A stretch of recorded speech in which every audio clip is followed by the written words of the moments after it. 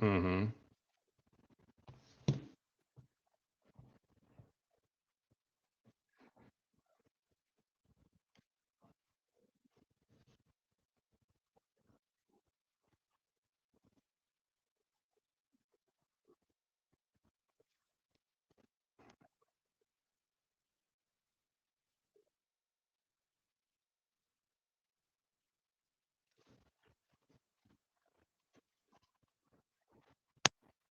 Mhm.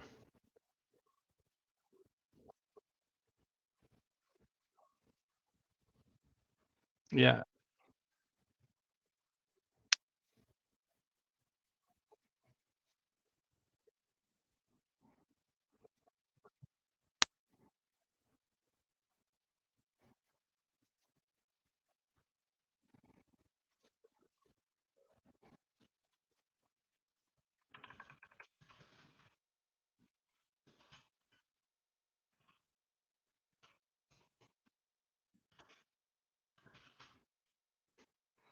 The Raiders makes a lot of sense, like you said, going back with Devontae.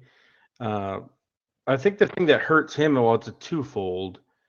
Uh, Not only do they whoever trades for him have to take on his huge salary, unlike Carr, they have to give up something for him as well. So you're kind of twofold there. And how committed is he going to be? Last offseason, when he knew he had young playmakers coming in, he spent no time in the offseason with them. So, like, how committed is Aaron Rodgers to the craft of quarterback at this point in his career? But like you said, he's talented enough to take a team like the Jets, who have a stacked defense, pretty decent weapons, to somewhere.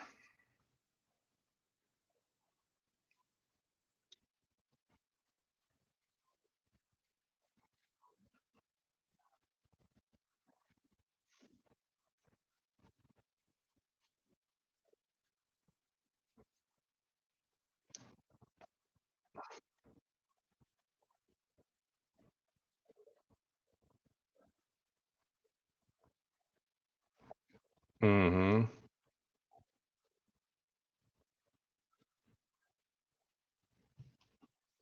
Yeah, does he want to have to do that?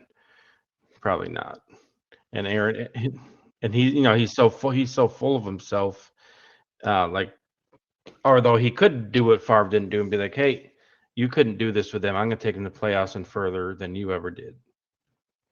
So, Jets could be a possibility. Jets or Raiders seem like the only two places he could go. Saints? You think they'd trade him within the NFC?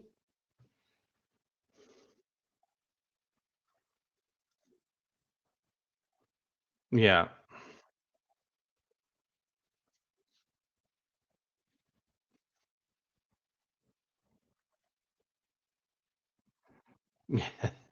Yeah, no, nobody.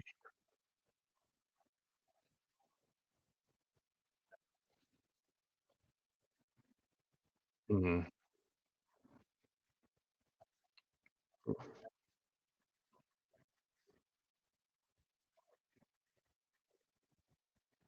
Yeah, yeah. Yeah, and if we're looking at just cap space of the teams we're talking about, the Packers are sitting at just about 6 million in cap space.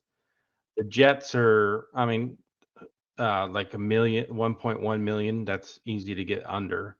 But if they're taking him on, that's a big chunk of cap space they're going to have to get room for. They have to move like 30, 40 million just to get him.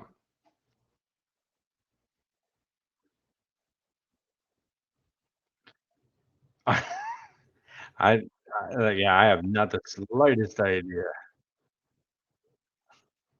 CJ Mosley has a cap hit of 21.5 million. Lakin Tomlinson has a 17, like their guard has a 17 million. Carl Lawson, their defensive end, is almost 16 million. DJ Reed, 15 million. Yeah. Yeah. Yeah. No. but not the. I mean, we're not just Bills fans. We're pretty knowledgeable NFL guys, but God, they have a lot of huge contracts for people that aren't exactly lighting up the like Corey Davis has almost has 11 million. What's he doing?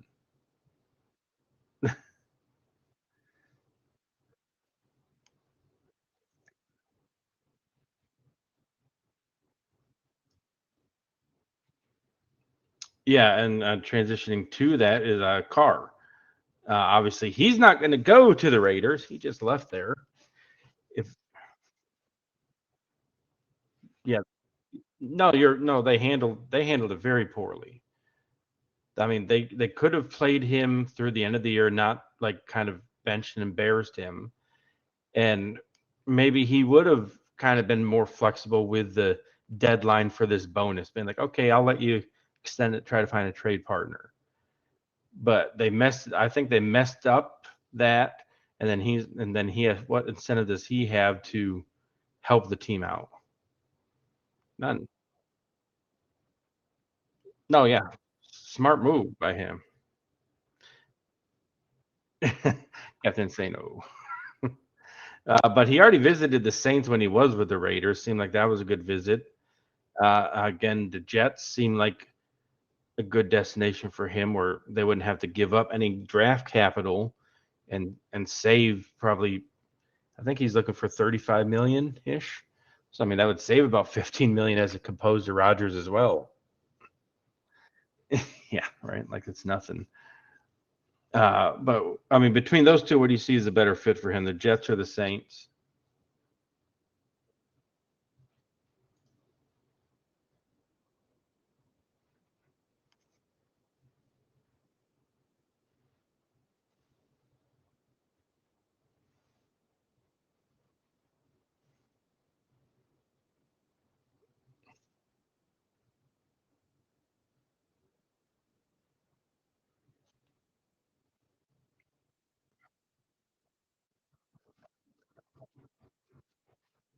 Yeah.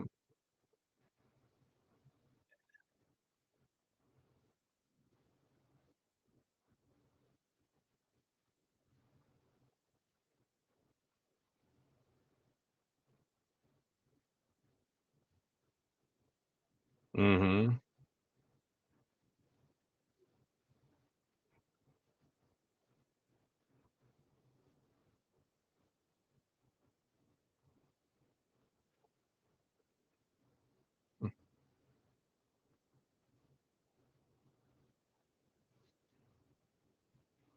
Yeah.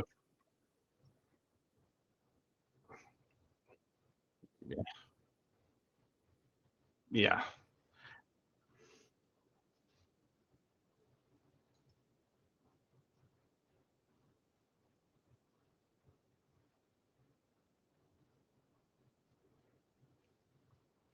Yeah, I think you bring up a good point about making the playoffs. If I'm any quarterback, I look at the quarterbacks in the AFC compared to the NFC, and easily, yeah, absolutely, NFC in that sense would have a huge leg up. The whole entire NFC South, either one, Carr would instantly become the best quarterback in that division by far, right away, on a team that, I mean, they thought they had a Super Bowl window, and I don't know, could he incentivize himself to be like, all right, I'm gonna do better than Brady did last year? But Carr is one that I just don't see the New York media being a good fit for him. He's like an emotional guy and has his ups and downs, and I think the New York media would just tear him apart, and I don't think he would deal well with that either.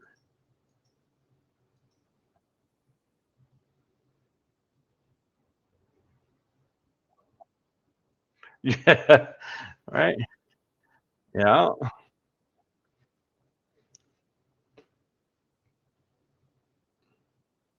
now that right. The Texans have about 35 and a half million in cap space. Yeah, I mean, they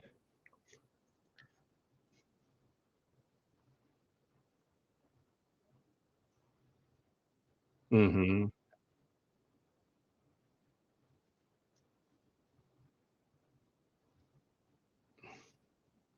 mhm, yep.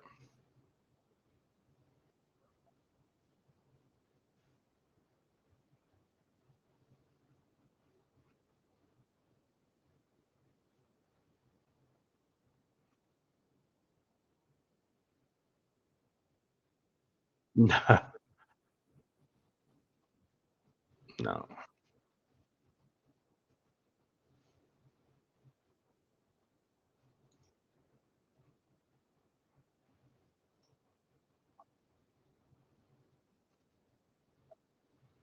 no, yeah, when we talked about Houston, we talked about them kind of playing hard the whole year and a lot of young people getting time on that team. So, I mean, yeah, that's a kind of under the radar one that would make a lot of sense on paper. You don't have to spend that top pick on a quarterback at that point. You have a lot of cap space. You get sign Carr and maybe a few other people with the draft. And if we're honest, in that division, they could easily turn that around and be right there to win it at the end.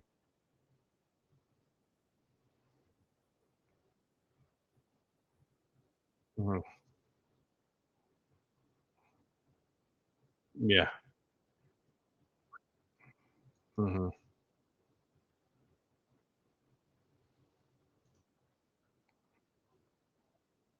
Yep. Yep.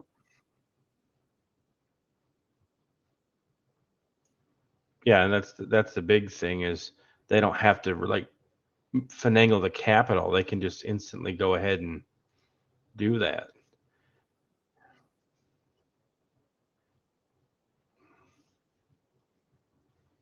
Mm, you know, no,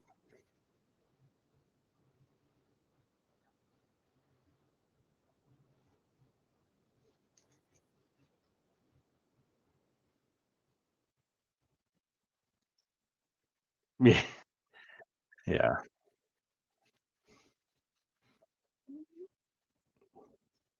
yeah, yeah, and that leads us to another very intriguing, possible free agent quarterback in Lamar Jackson. I always say possible because I mean the franchise tag is an option for him, obviously, but talk about just kind of being in the middle. Like he had his MVP year, but the last 2 years he hasn't even been able to finish the year with injury. I think you can say very easily he's plateaued as a passer. He has not shown growth as a passer.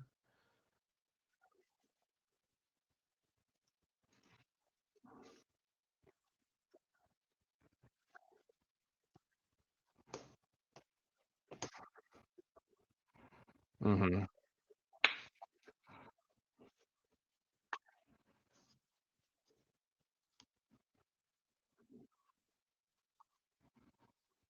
Yeah.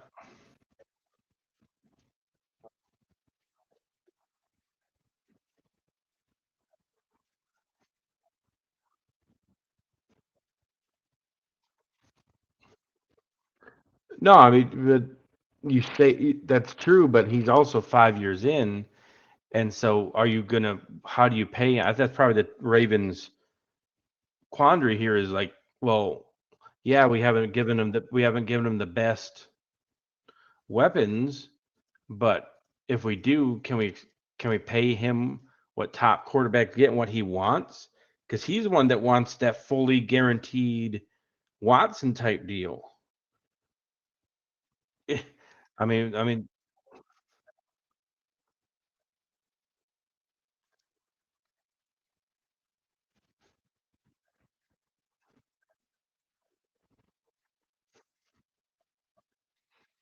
mhm.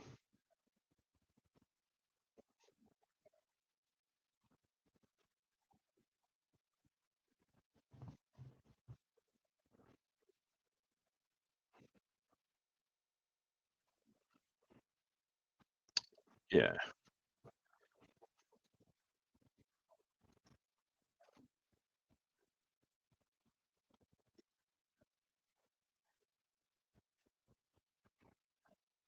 Right.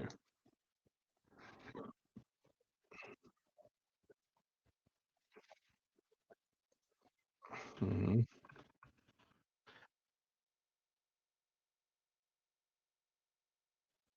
Yeah, and you've been on that wagon for a while of them of the, Texans being a place for him. You've been on that for a while.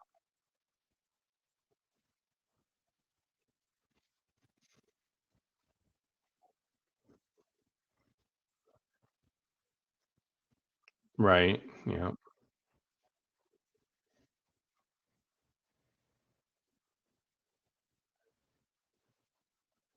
Mm, mhm. No, I'm with you on that, and, something we always talk about, like, the franchise tag. An option that could be interesting to see if the Ravens do is what if they give him the non-exclusive franchise tag, which allows him to negotiate. So then Baltimore might be able to actually see what his market is out there. Maybe Lamar finds out, maybe I'm not going to get what I think I'm going to get as well.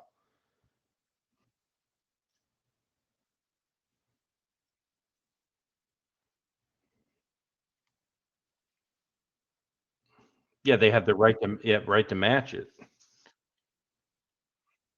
Hmm.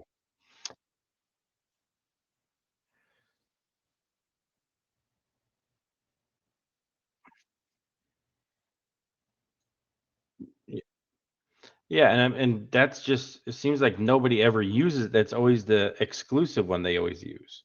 So it's kind of like a forgotten piece. No.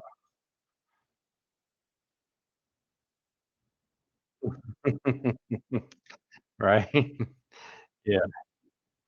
Yeah, for sure.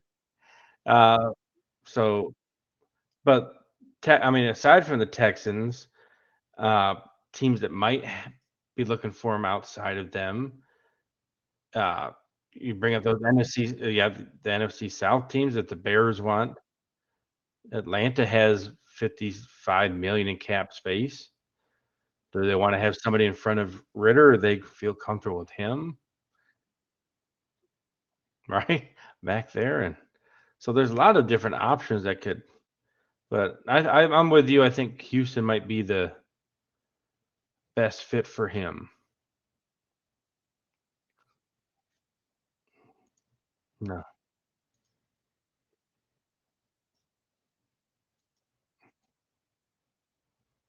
Mhm.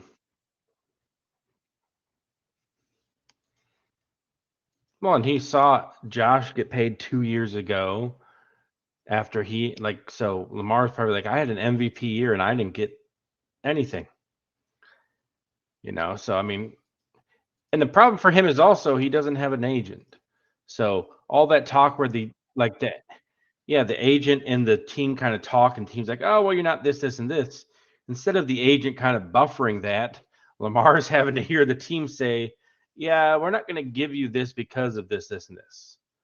So the human nature be like, probably take it a little bit personal.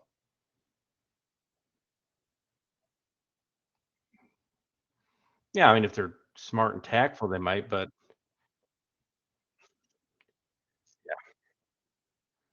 yeah. But how smart agents are there for a reason to kind of so you don't gotta deal with all that nonsense. Just tell them, "Hey, I want this, this, and this. Get it for me." And then, a few other quarterbacks don't spend as much time on. Jimmy G, uh, kind of what a quote unquote he is a handsome guy, and I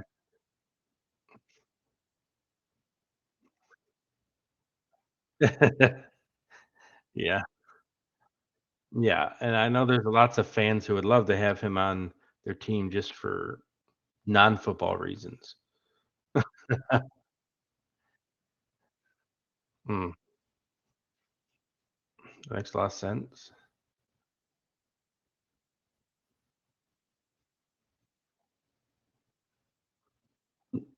a little bit, yeah, and like you said, he knows McDaniels. I mean, he's a winner. I mean, we can say that about him. He wins when he's healthy. Oh, not at all. Not at all. And what about Geno, a free agent for Seattle? Do you think he stays there, or is he gonna try to hit it big with his pretty much one last free agent push for him?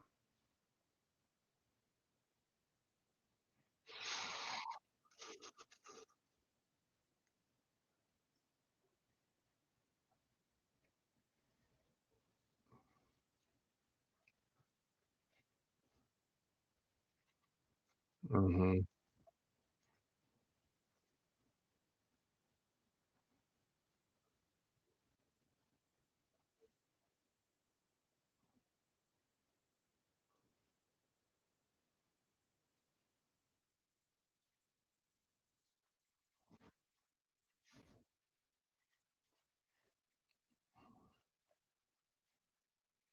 Hmm.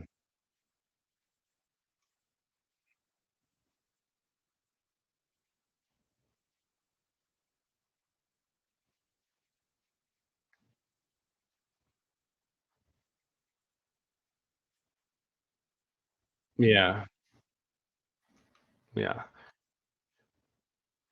And I mean that makes sense. And who would ever thought Gino would ever be in that boat anyway at this point to be able to be in line for that type of contract?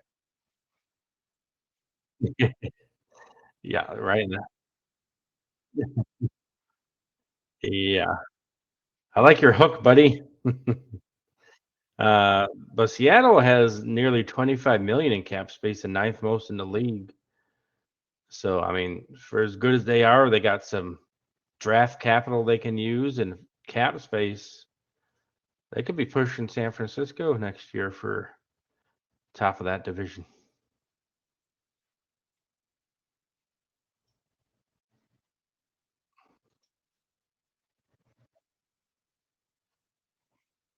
Yeah, yeah.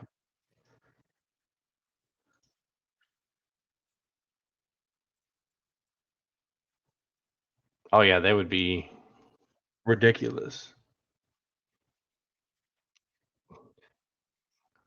Yeah.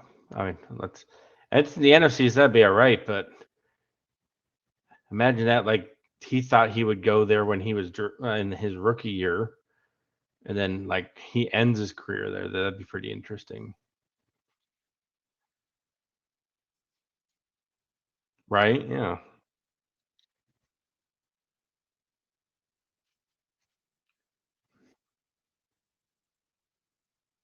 for sure. And then just one last quarterback. We're not Baker Mayfield. I knew yesterday you kind of touched on him. Do you think he gets like a Mitch Trubisky to Buffalo type deal where he knows he's going to be a backup for a year, or do you think he's going to get a starting spot somewhere?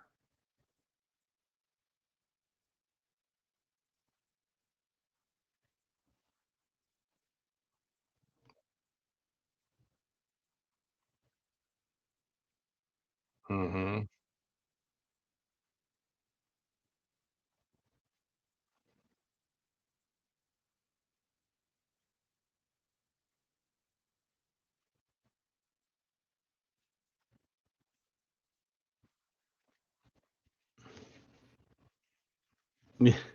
No,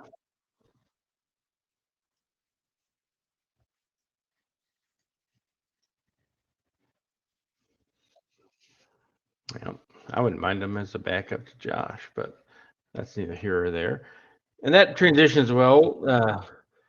We've kind of withheld on it, but if you haven't figured out, we are very big, both literally and figuratively, Bills fans. Uh, they're quite meaty. Of course, it's by your mouth, and but we have kind of withheld them a little bit, other than talking about them in our first show. But anytime you hear us say us, when we're talking about football, we're talking about the Bills. Just we default say us or we. So if you ever hear that, we're talking about the Bills, but they have a couple big things coming up in free agency. Two of their more key players over this run with Sean McDermott are ready to hit the free agent market. And based on Jordan Poyer's comments today, who about wanting to go to Miami to team up with Tua and not have to pay half his salary to the state of New York. Yeah, yeah. So him and Edmonds, two big things. What do you see happening there with those two?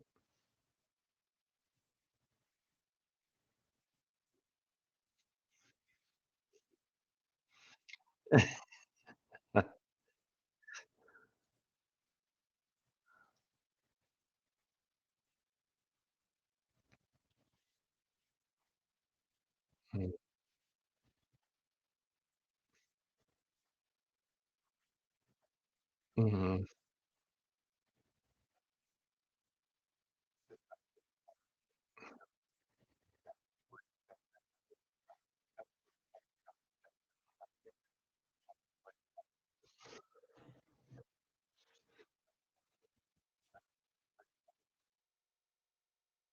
Yeah.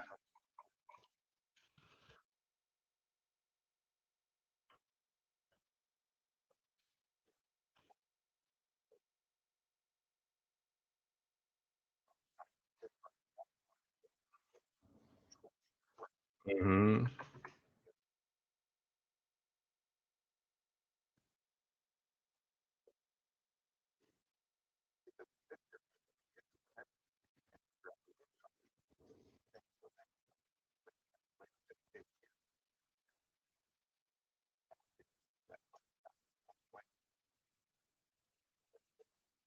Mhm. Yep.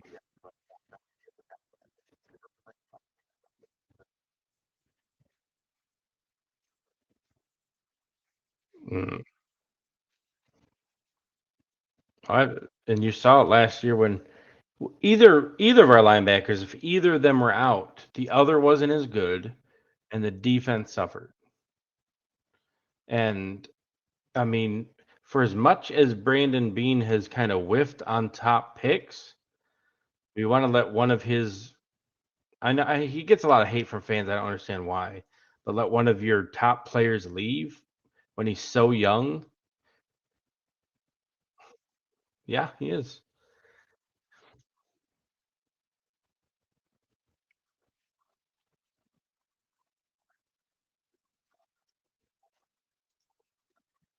Hmm.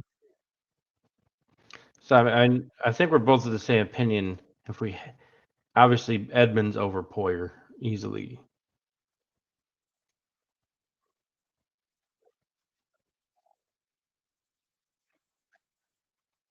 No, yeah, yeah. The Bills' one problem is as of right now, they had the sixth least amount of cap space in the NFL.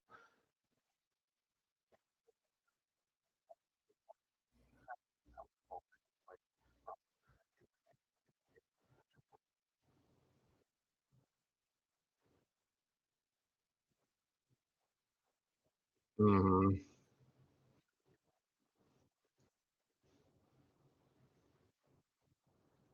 Yeah, I just pulled it up.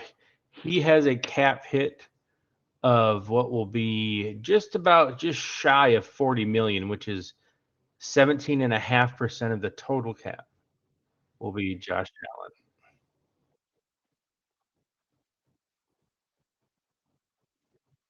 Allen. Mhm.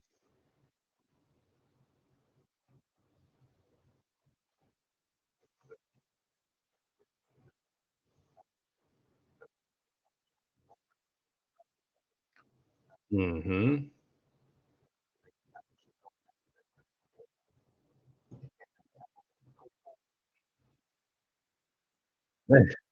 Yeah. Or just the last few years when we drafted what? Boogie Basham after Rousseau when linemen were there that we could have drafted. Yeah. Yeah.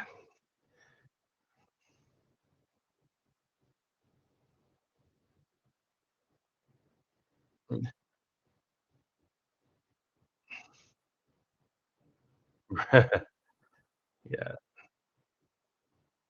Yeah, they've taken the last 5, 4 years, they've taken 3 running backs in the top 3 rounds. And you mentioned Ed. He is going into his 5th-year option year. He had a nearly $11 million cap hit because of that, because it has to be a certain percentage of the top defensive tackles. So that is a way that they could create some cap space, sign him to like maybe a ahead of time, and then that 10 million cap hit you can spread out over a few years. Josh can easily be restructured to create cap space. Yeah, so those two moves right there get you under, and then there's a few other ones you can do. Like,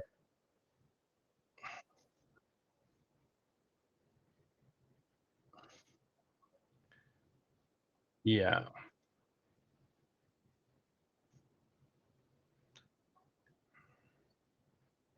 yeah, all the time. Yeah.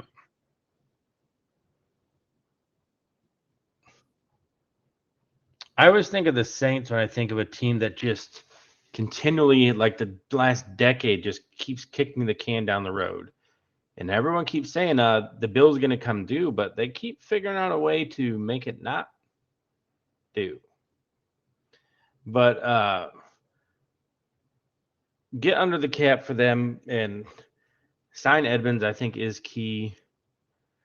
Poyer, I'm with you. Let him go. And that was before what even before what he said against Miami. You like just do what Belichick has done throughout his tenure there. Get rid of a player maybe a year before you should. But like if you get sentimental and start signing guys because of what they've done and not what they're going to do, that's how you end up in a bad spot in the cap and on your roster.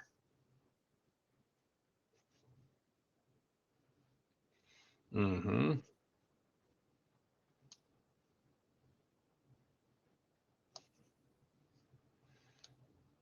I mean, we had to keep Star Latulele, who was worthless. Now, when I say no to everyone else, whenever I'm saying worthless, I'm not talking about them as a human being. It is their it is it is their well. I'm always referring to their uh, football acumen when I say they're worthless or terrible. I mean, I felt like was saying that about Hamlin a lot before his injury.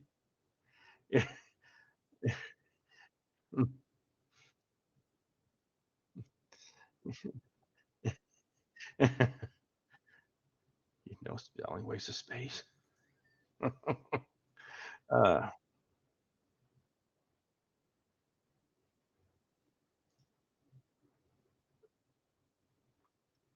no, and I mean, Bean has got some work to do, and he's got to start hitting on draft picks early.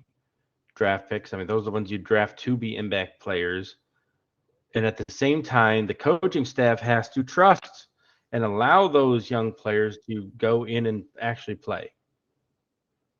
Which I mean is so. I mean, we talk about it all year. It's so unbelievably frustrating to watch like Dane Jackson get toasted every single week, and Elam, who's a rookie, just get better every time he's out there.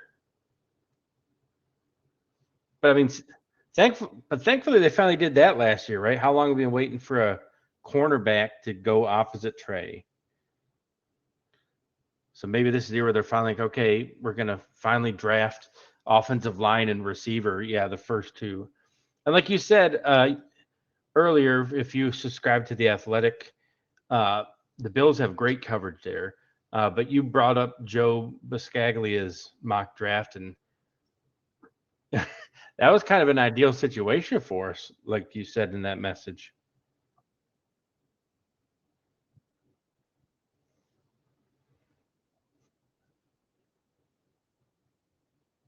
Hmm.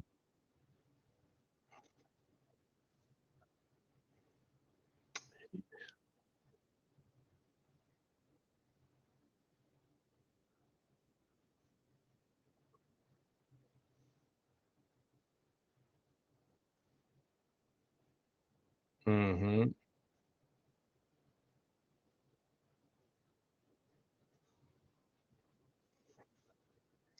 Yeah. That was just the theme of our year, drop balls.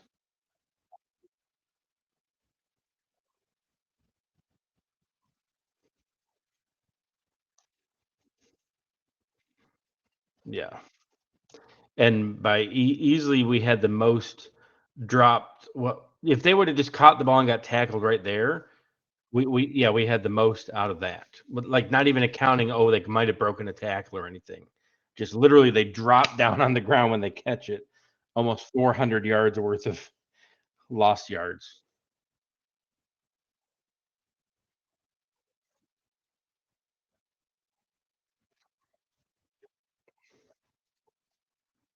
Mhm.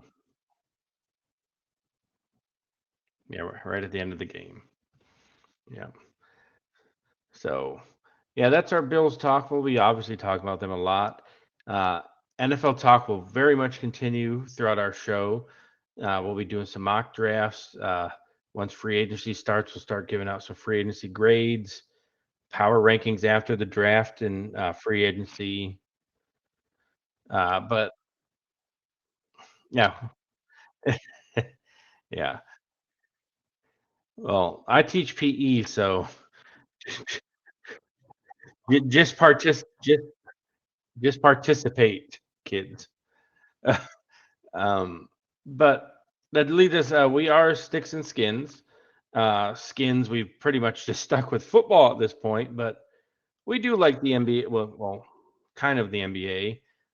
But we're gonna go into stereotypical talk show format right now and talk about the goat debate between LeBron James and Michael Jordan.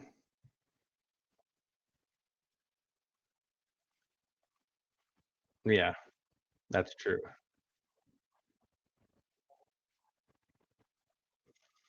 Right. I think in this case, it's legit though.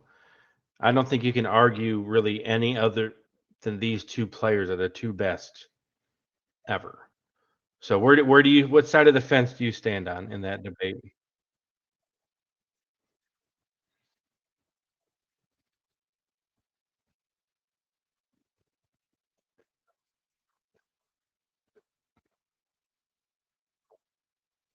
Mm,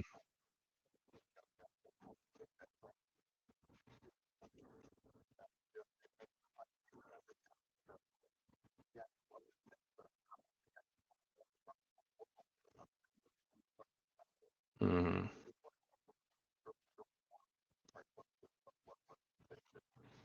Yeah, I don't know exact height, but I can pull it up. Yeah, and I mean size-wise, yeah, it's all yeah, yeah, you were spot on, 6'6" with Michael.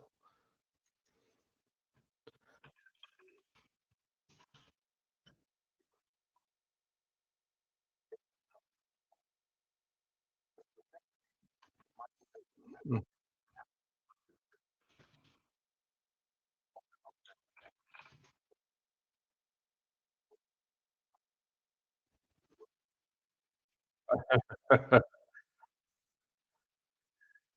Mhm.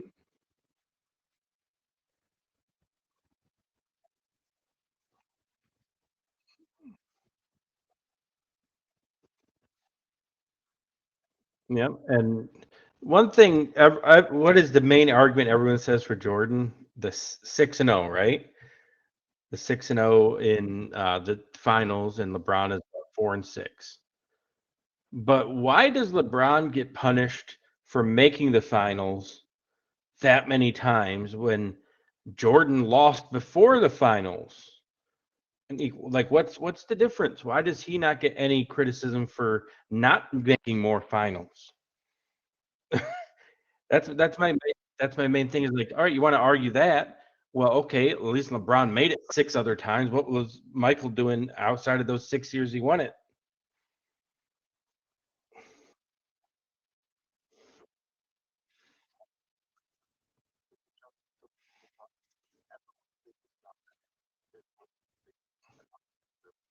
Hmm. Yeah, the decision.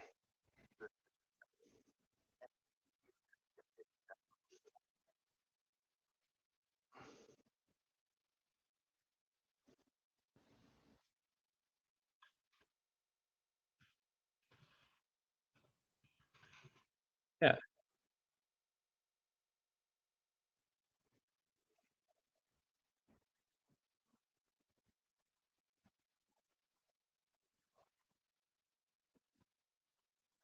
yeah, a whole bunch of conspiracy stuff with that.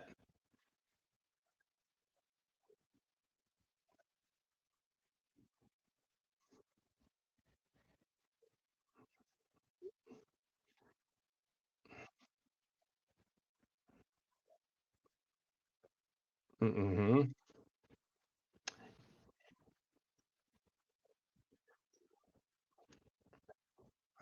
He did. But no, but for that's a good point that you bring up. For a long time, Michael was just like, "Oh, everybody buys a shoe." That was his concern. He didn't want to go into that. Yeah, yeah, I think you're right. That is the exact quote. And maybe it's a different era now because players might be expected more to speak out if you have a platform. But I still don't know if Michael would have. And LeBron, you can't underestimate. LeBron has been under the biggest microscope since high school. He was on the cover of Sports Illustrated in high school. He had impossibly large expectations coming into the NBA, and he, yeah, like, and if there was a stronger word for exceed him, he did that. Now, Michael would have, but he, yeah, and can you the criticism LeBron has gotten his entire career? Like Michael never had to deal with that, and it's just, and you look at some of the teams LeBron has brought to the finals. His first time he did it with the Cavs. They had nobody on that team.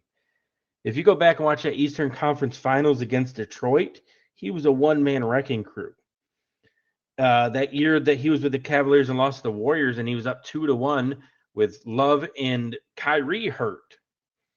How was he up 2-1 on that team with Matthew Dellavedova as his wingman in that series? So I mean, I'm with you. I watch Michael a lot growing up. I've like had multiple jerseys of his. Anytime he was on, I would watch him. But to me, LeBron is the best player ever, and even Jerry West calls him the smartest player ever. LeBron is an extremely smart basketball player, and that's part of no, like that's part of his criticism. Oh, he's so smart. Sometimes he makes instead of taking over, he makes a smart basketball play every time, and that's what people love about Kobe and Michael was they had that killer instinct of I'm taking the game over. And I guess the other criticism of LeBron is he doesn't do that enough. He'll still make the best basketball play. Which isn't that kind of weird to think about? He's being punished for making an intelligent play. Yeah. Mm-hmm. Yep.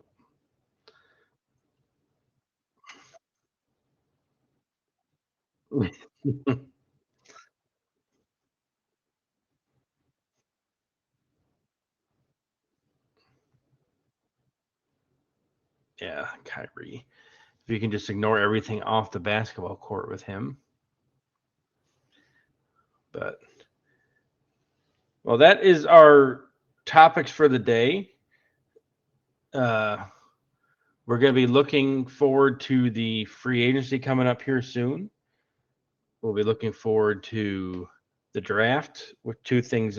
We love the draft. We've in years like when I used to work at the newspaper in Roswell, we did mock drafts for the newspaper. So yeah, the off season's fun in football.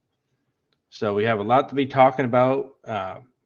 Obviously, we'll be getting more into the sticks part of our show at some point because there will become a dead point in the season, a sports season where we'll be able to talk video games more. But We want to thank everybody for watching in the future. I think we had a couple people show up during it, so thank you for showing up and watching.